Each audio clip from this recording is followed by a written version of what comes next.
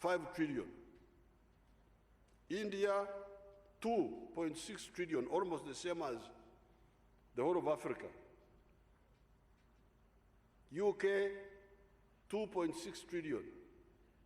France, 2.6 trillion. Germany, 3.85 trillion. Tomorrow, South Korea, imagine. 1.6 trillion, almost like Africa.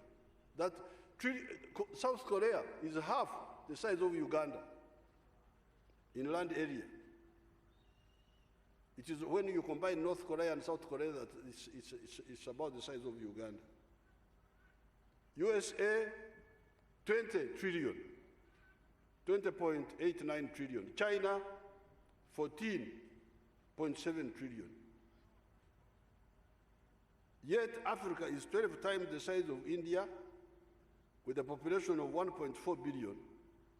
It is 4 times the size of the USA. The continued export of raw materials by Africa is the new form of slavery.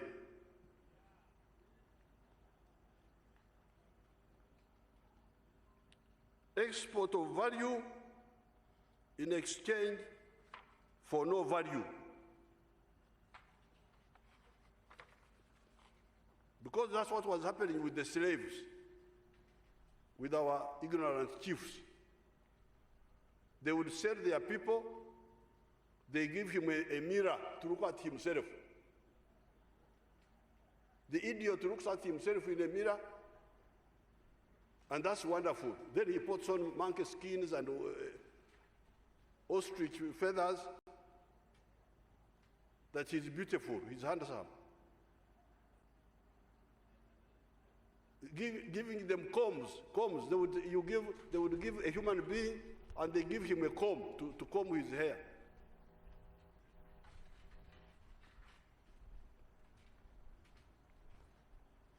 Or for little value like now, 10% value of the final product. The export of raw materials and slaves for the last 600 years is the cause of this stunting of the African economy. Stunting, they call it Tokuningama in Nyankore. Ever since 1986, I've been trying to get value adders to all our raw materials. Sometimes I succeed, like with milk. I got a company called Samir, who came and helped me. Brookside, the one of Kenya. Pearl, the one of Mbarara. Akaget, there's another factory in that area. Cotton, like Nigeria and fine spinners. Wood, like plywood in Katugo.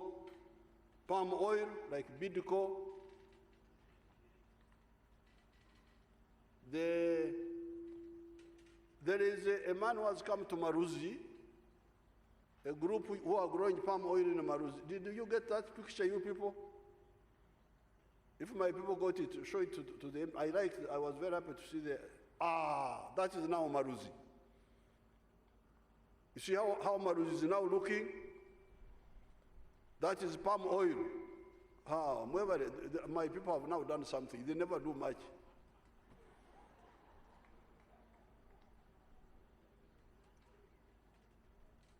The Mzangore says, no, you put it back. All these people know Museveni, they have seen Museveni for a long time. Let them see palm oil. That palm oil is the group who are doing sugar in the Chiriandongo, in the Chinyara. They are the ones who asked me, and I gave them Maruzi. Put it. Why are you rushing? Ugendawa. Take a call. I saw that picture. I have not been there. Put it back, you man.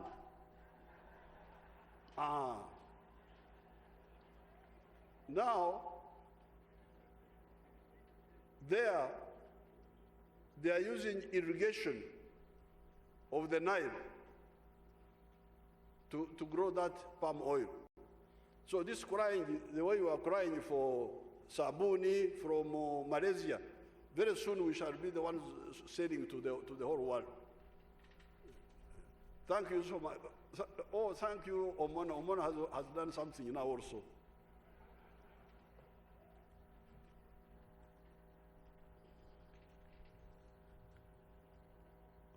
I'm going to say, okay, thank you very much. Thank you. Well, you know, when you thank them, then they make things worse.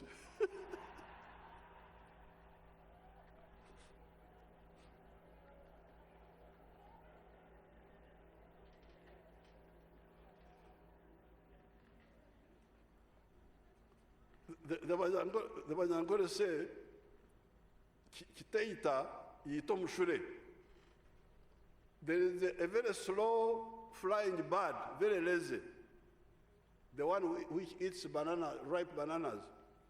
So the one who does not know how to aim properly. If he kills Omshure, then he's very proud because he has killed a lazy bird.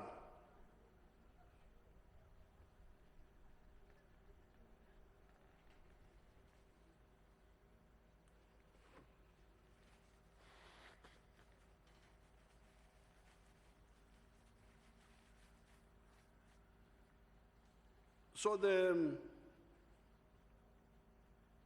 palm oil, wood in Katugo, palm oil in like Bidiko, sugar, many companies, petroleum, a refinery. The battle I had for the refinery. The oil companies did not want a refinery in Uganda. They said, no, the pipeline. I said, but why are you taking all the oil? I had a rumor that there were human beings here who need petrol also. Why are you taking all the oil? Because economics. Economics. Those who build refineries, why do they build them if it is not economic?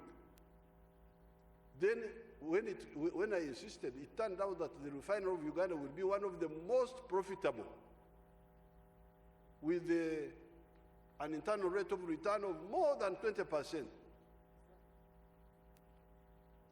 So that's another war we had to fight. They didn't want an oil refinery here.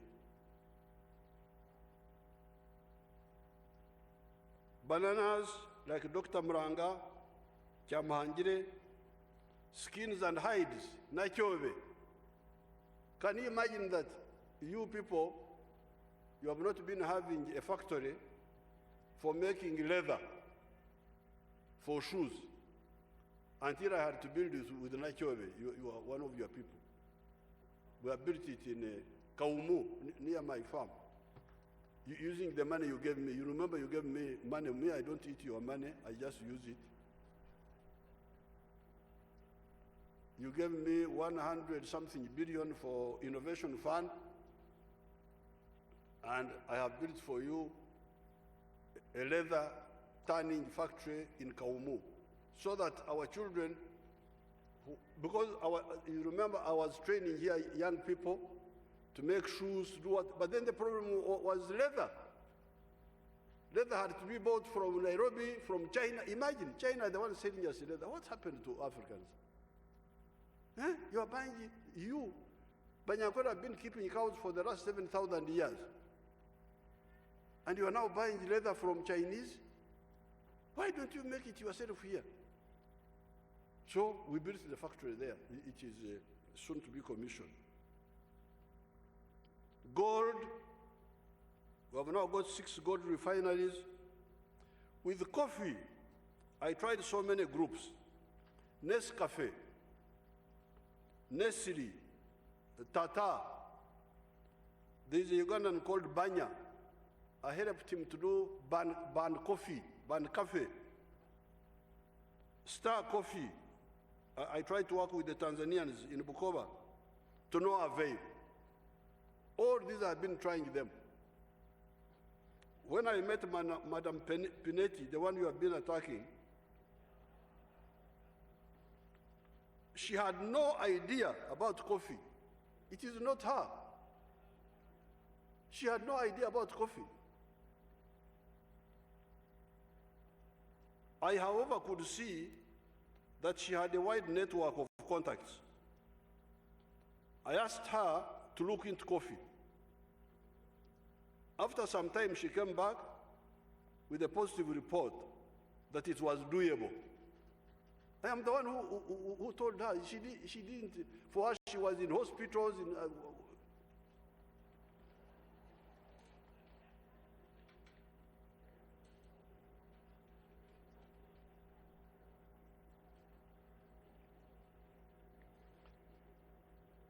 Therefore, those attacking that project are supporters of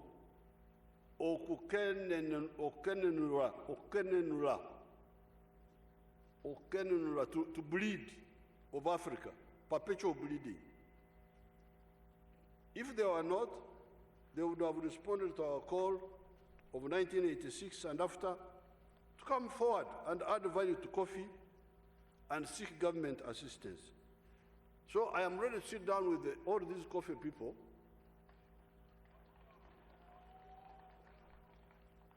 If you want to add value, I will support you. But if you want to be a slave, I will not support you. Siwagaranga ko abagalo obuddu for Africa.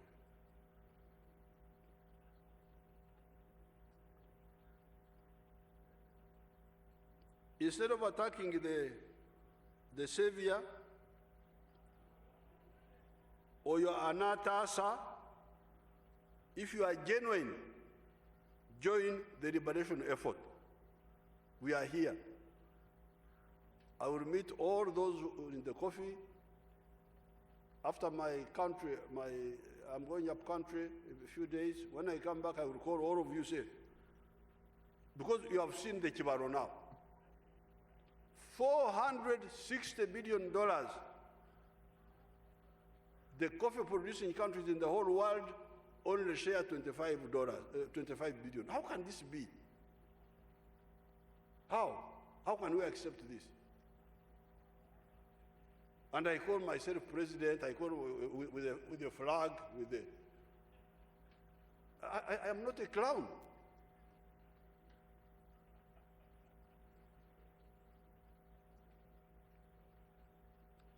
It is criminal for anybody to continue arguing for the continued export of raw materials in Africa when there is 90% more value in that product that you are giving to the outsiders.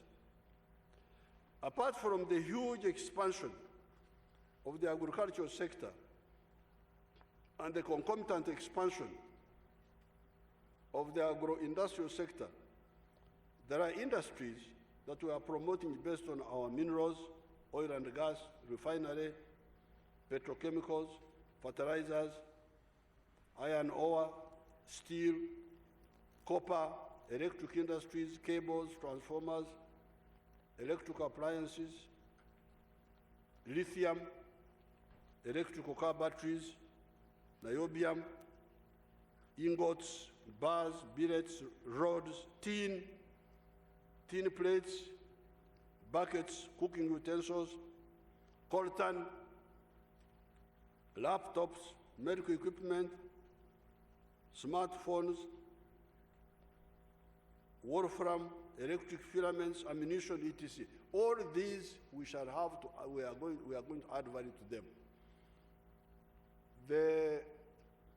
I can tell the parliament, in the cabinet recently, they brought this Ministry of Minerals, brought information that we have got a lot of gold. 320 million tons of gold, confirmed, worth 12-point-something trillion dollars.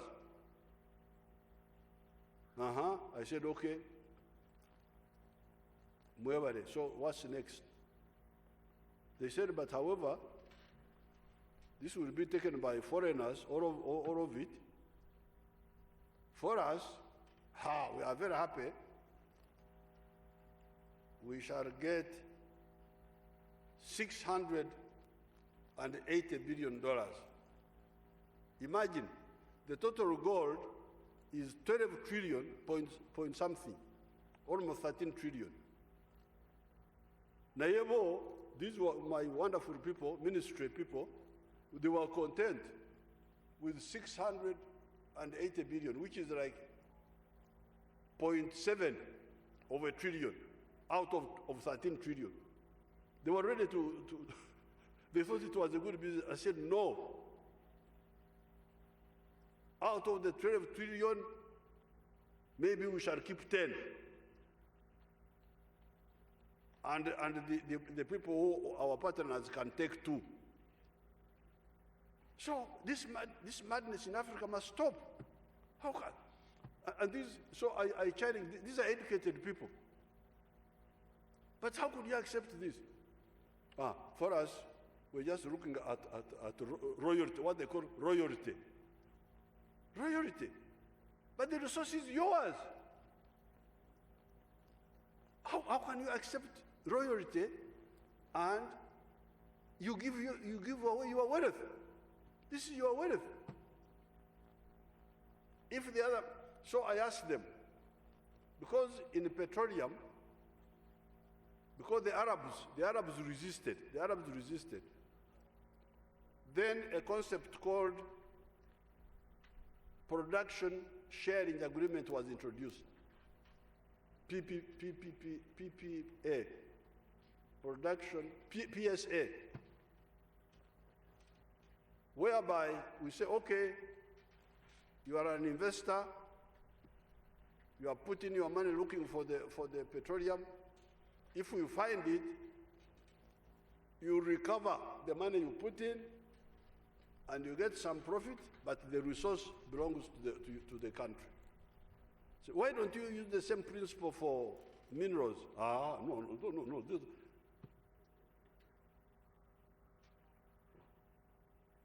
This gold will not be taken. When I'm in charge here, God brought me here, and the Ugandans keep supporting me.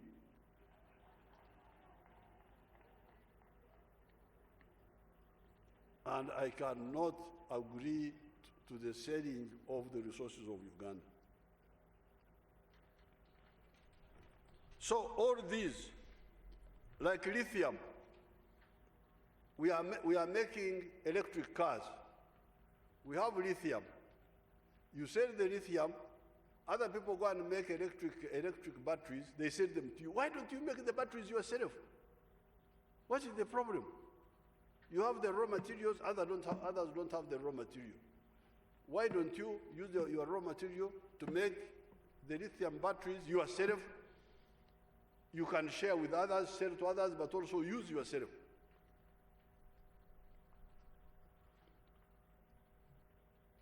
The work in the services sector is familiar to honorable members in the form of tourism, transport, like airline, the railway, entertainment, etc.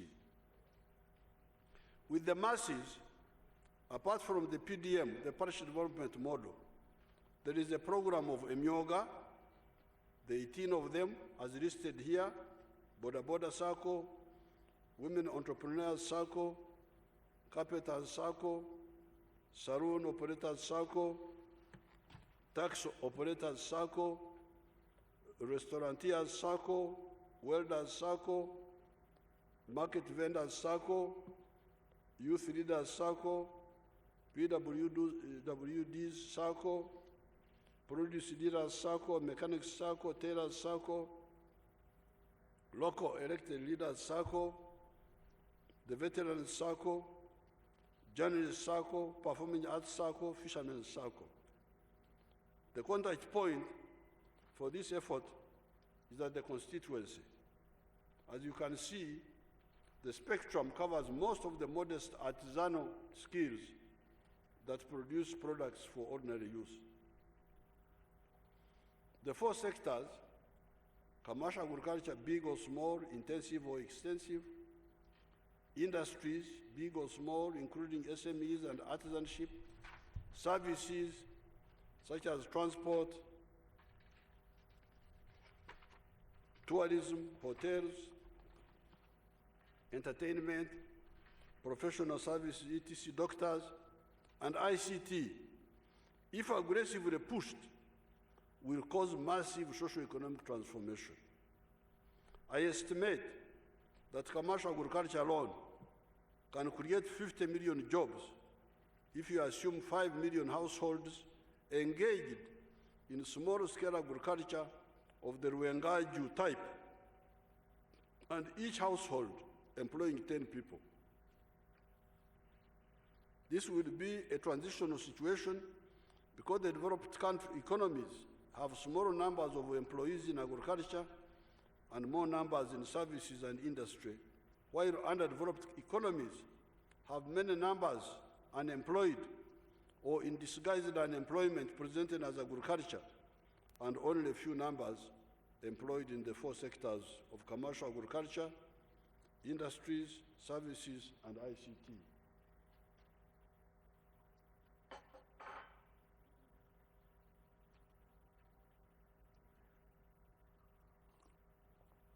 Akatale kabbe ffe Abaganda bwe tugamba.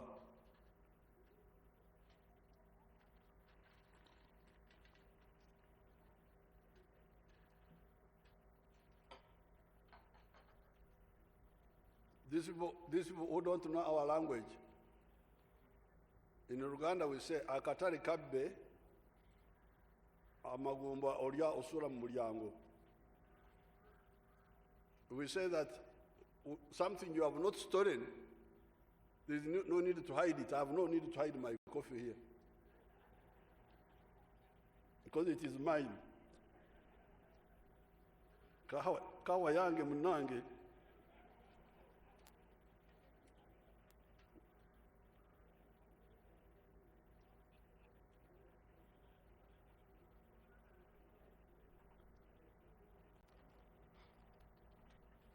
Apart from universal commercial agriculture, industries based on agro-processing, forest products, services, and ICT, there are industries that are based on the intellect of the human brain.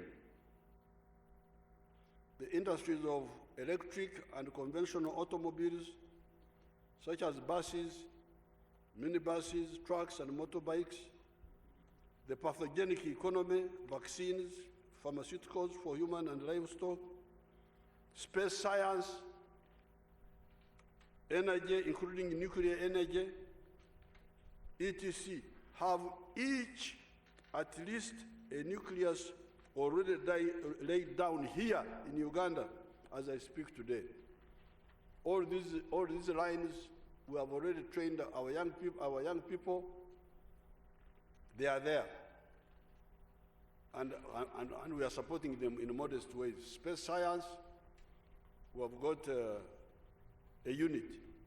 Nuclear energy, we've got a unit.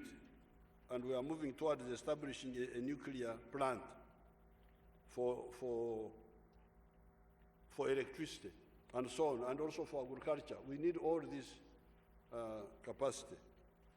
So therefore, we talk of the four sectors: commercial agriculture for everybody who has got land, industry, services, ICT, and within industry we have got the old industries of agro-processing and minerals, but we have also got new ones, the ones of the intellect, of the brain. The book of Galatians, chapter 6, verse 7 in the Bible, tells us that whatever man sows, that is what he reaps. Buli muntu wene kyava nikyajesha. How has the NRM brought Uganda to the lower step, ecstasy, Runyankole call it ecstasy, of the middle income status from such a low base and in spite of so many challenges? The following are the reasons.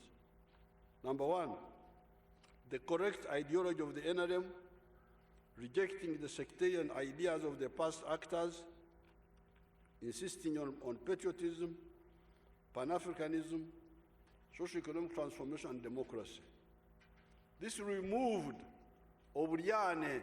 Oburyane is a Nyankore word for disharmony and tension in the villages, from the community and the country.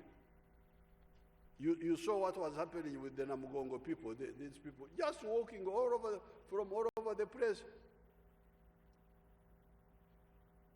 And you have all these negative fellows, like the ones basically walking to work. If you are walking peacefully, who will mind about you? You could say millions. The people who were in Namugongo, were they not millions? Walking from all over the place. But they are walking peacefully and with good intention. Who would bother with them? But if you are walking to cause trouble, we cause trouble for you.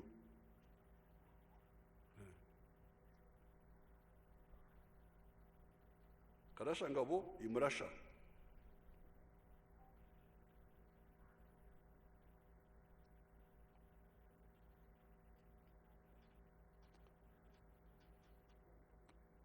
That is why Uganda has no refugees living outside Uganda. Even when we had COIN and ADF terrorism, we had internally displaced persons within Uganda, within the country. They never ran outside Uganda. Since the time of the NRM, we have never had refugees from Uganda to other countries, because they have nothing to run away from. Even when there was COIN and so on, everybody knew that it was not the government, it was others who are disturbing them. They would have what we call IDP, internally displaced.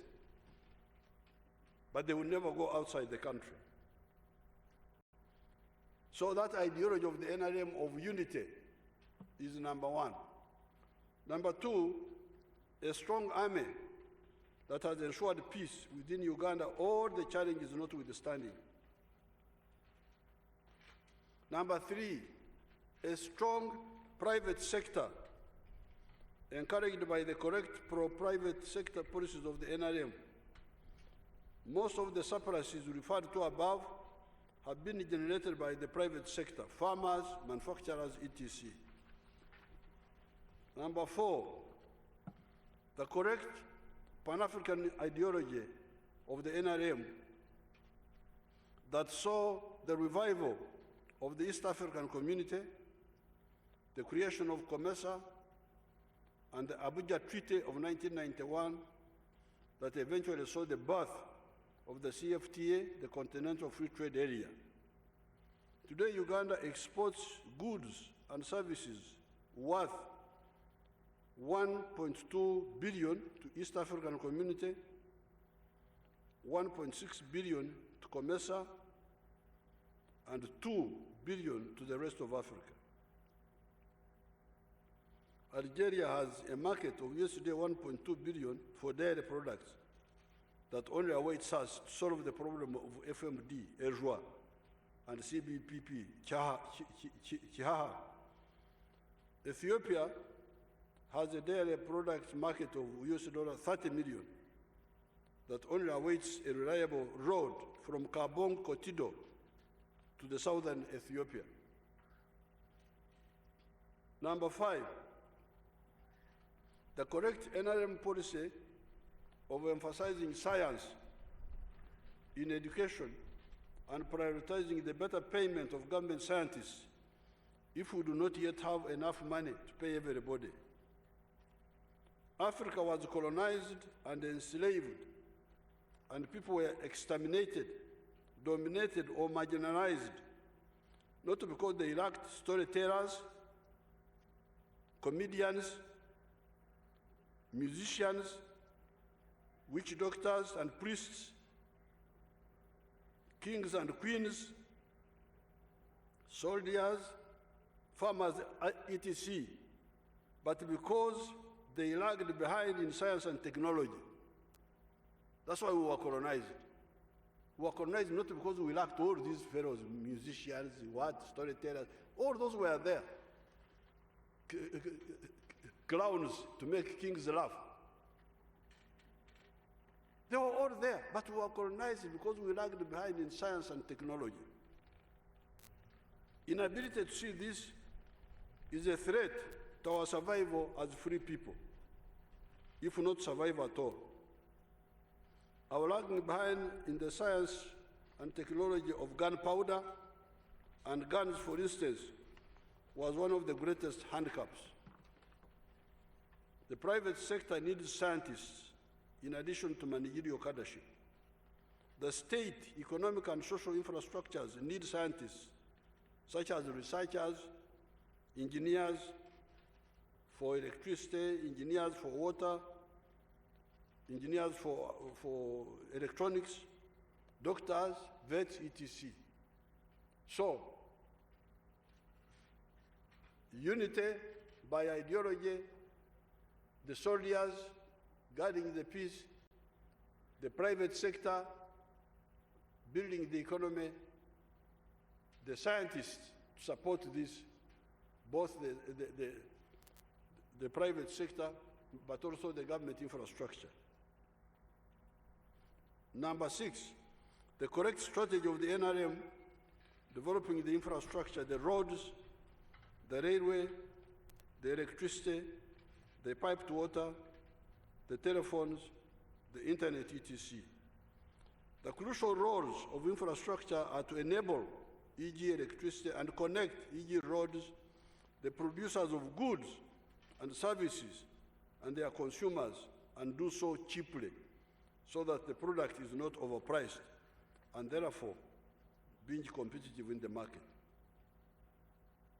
We could have achieved much more if it was not for either the confused people or the enemies of Africa, many of them obstructing us, many times obstructing us.